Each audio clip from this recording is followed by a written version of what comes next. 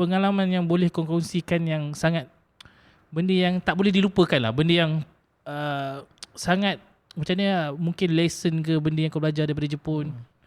Lesson banyak benda yang aku tak boleh lupakan lah sebenarnya. Di antara yang aku tak boleh lupa sekali adalah aku kena kencing helmet. Apa dia? Kencing helmet? Kencing beli helmet tapi kena scam. Kena scam. Kena scam. Masa tu Yamaha, apa nama ni dia warna merah. Alah, aku tak ingat nama dia. Tapi harga dia masa tu mencecah puluhan ribu lah. So sudah ada buyer lah. Dah ada buyer dari Malaysia nak beli kan. Sekali dah bid. Bila bid, biasanya beli melalui online ni kita bid lah. So bila bid helmet tu tak dapat. Orang yang lain yang dapat tu harga lagi tinggi dan sangat tinggi, yang aku macam tak mampu ni. Tak apa lah. So Ali masuk email kan.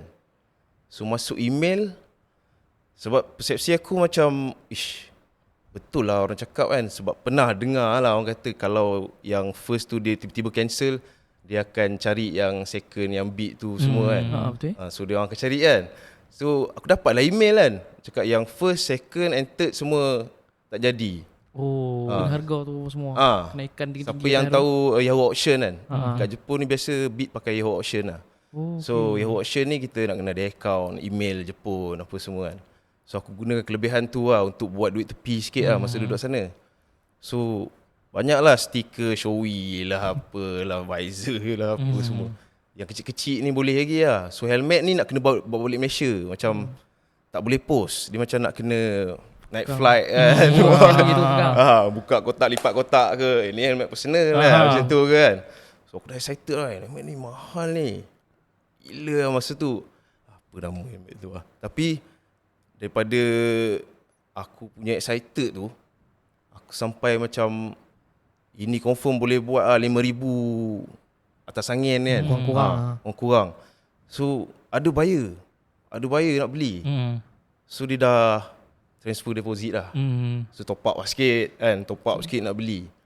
So bila nak beli tu, dah beli tu, dia bagilah account semua dekat email kan.